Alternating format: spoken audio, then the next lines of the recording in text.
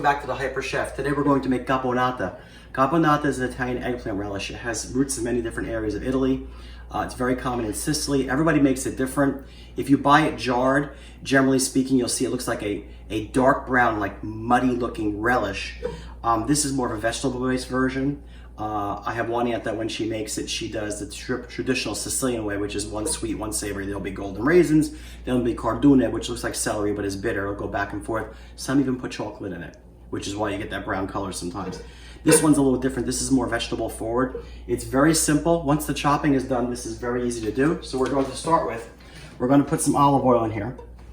A couple tablespoons, because remember you're cooking a lot of vegetables. So you have to have enough in there to cook it down. We're going to put that on. Now, what are we adding? I have one diced Vidalia onion. I have 4 ribs of celery. I have 2 bell peppers, an orange and a yellow, diced up. Then I have 1 large eggplant skin on, diced.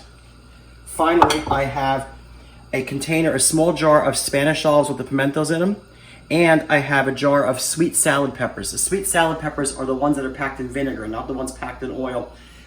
Typically, they're pepper hulls, which means that it's usually, you'll see it looks like whole halves of a pepper that are in there. And then what I do is I just dice it down to that size.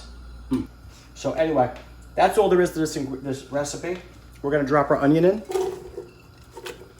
We're gonna wait for that to sizzle.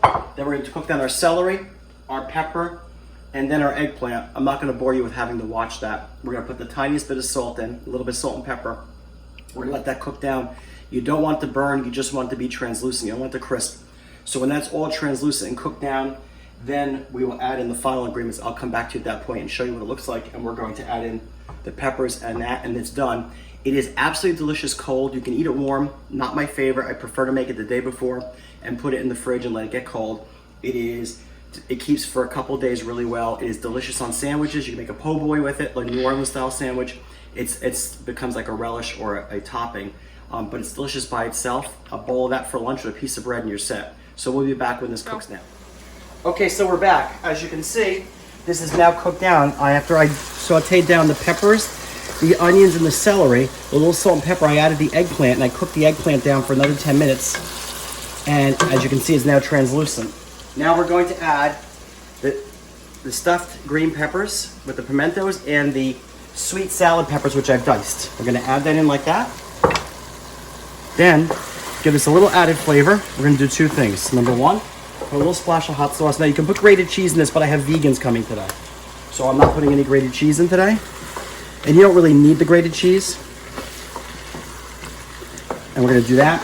And this is the juice that the sweet salad peppers was in. It's a vinegar brine.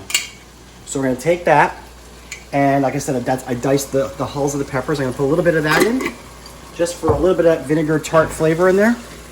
And then this is done, because all you're doing with the sweet salad peppers and the olives is heating it through.